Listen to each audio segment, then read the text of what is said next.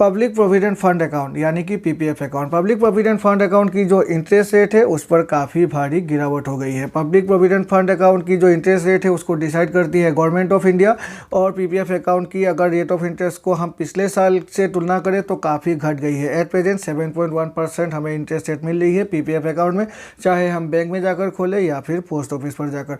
आज की वीडियो में मैं एक कैलकुलेटर के थ्रू आपको कैलकुलेट करके दिखाऊंगा। अगर हम अभी at present current rate of interest के हिसाब से अगर हम अपनी इन्वेस्टमेंट स्टार्ट करें तो 10 लाख रुपए, 20 लाख रुपए, 30 लाख रुपए और 40 लाख रुपए एक्यूमुलेट करने के लिए हमें कितने रुपए सालाना इन्वेस्ट करना पड़ेगा अपनी पीपीएफ अकाउंट में, एक कैलकुलेटर के थ्रू दिखाऊंगा और कैलकुलेटर की लिंक को भी नीचे दे दूंगा। आप अपने हिसाब से अपनी जो भी अमाउंट है ईयरली कॉन्ट्रीब्यूशन उसको दे दीजिएगा और आप देख लीजिएगा आपकी मैच्योरिटी अमाउंट कितनी हो जाएगी करंट इंटरेस्ट रेट के हिसाब से। और इस जो भी कैलकुलेटर है इस कैलकुलेटर में मैं आपको ये भी कैलकुलेट करके दिखाऊंगा, अगर आप पीपीएफ अकाउंट से लोन लेना चाहते हैं या फिर पार्शियल विड्रॉल करना चाहते हैं तो 15 सालों की टेन्योर पे अभी करंट रेट ऑफ इंटरेस्ट के हिसाब से आपको कितनी लोन अमाउंट मिलेगी और पार्शियल विड्रॉल आप कितने कर पाएंगे हर साल के हिसाब से। नमस्कार दोस्तों, मेरा नाम है विराज और आपका स्वागत है मेरे चैनल विराज की बातें में। तो चलिए आज की वीडियो को फटाफट शुरू करते हैं।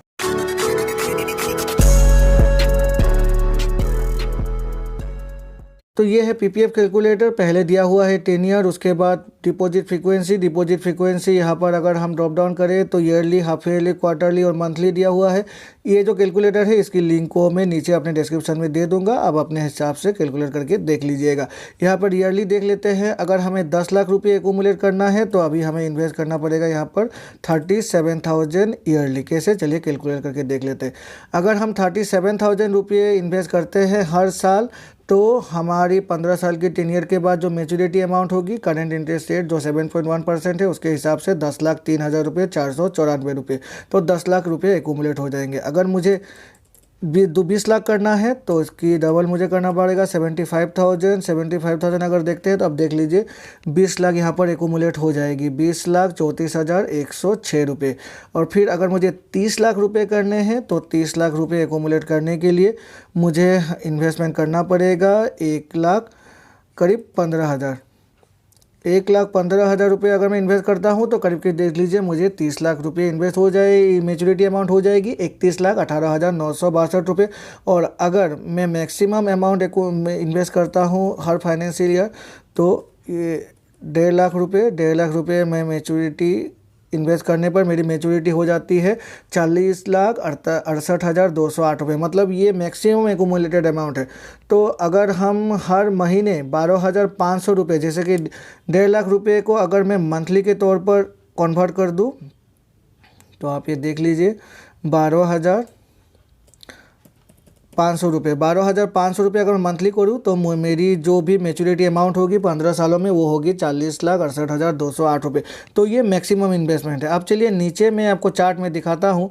अगर मैं 1.5 लाख रुपये इन्वेस्ट करता हूँ अपने पीपीएफ अकाउंट में हर साल तो मेरी इंटरेस्ट कैसे एक्यूमुलेट होती है और मेरी जो भी लोन अमाउंट है वो लोन में कैसे कितनी लोन अमाउंट में अप्लाई कर सकता हूँ और साथ में फुल ब्रेकअप। तो ये है वो चार्ट जहाँ पर मैं आपको अभी दिखाऊंगा लोन अमाउंट और विड्रॉल अमाउंट कितनी होती है। यहाँ पर पहला दिया हुआ है years, opening balance, amount deposited, interest earn, closing balance, loan और विड्रॉल। यहाँ पर जो विड्रॉल है इसका मतलब है पार्शियल विड्रॉल।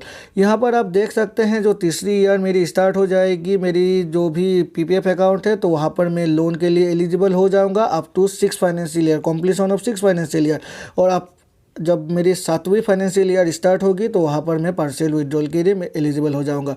यहाँ पर तीसरी फाइनेंशियल ईयर में आप देख सकते हैं अगर मैं 1.5 लाख रुपये हर साल इन्वेस्ट करता हूँ अपने पीपीएफ अकाउंट में तो मैं मैक्सिमम लोन अमाउंट अप्लाई कर सकता हूँ 40,163 रुपये। और ठीक इसी तरह से जब मेरी 6ठी ईयर क्लोजर होने से पहले अगर मुझे लोन चाहिए अपने पीपीएफ अकाउंट से तो वहाँ पर मुझे मिलेगी 1,78,583 रुपीज़ तक मैक्सिमम लोन अमाउंट। अब अगर 7वीं साल से मुझे लोन नहीं मिलेगी लेकिन मुझे पार्शियल विड्रॉल की फैसिलिटी मिल जाती है। और अगर मैं लोन अवेल नहीं करता हूँ और सीधे 7वें साल में पार्शियल विड्रॉ करना चाहता हूँ तो विड्रॉल अमाउंट हो जाएगी 2,58,489 रुपीज़। और ठीक इसी तरह से पूरे 15 सालों तक मैं पार्शियल विड्रॉ कर सकता हूँ अपने।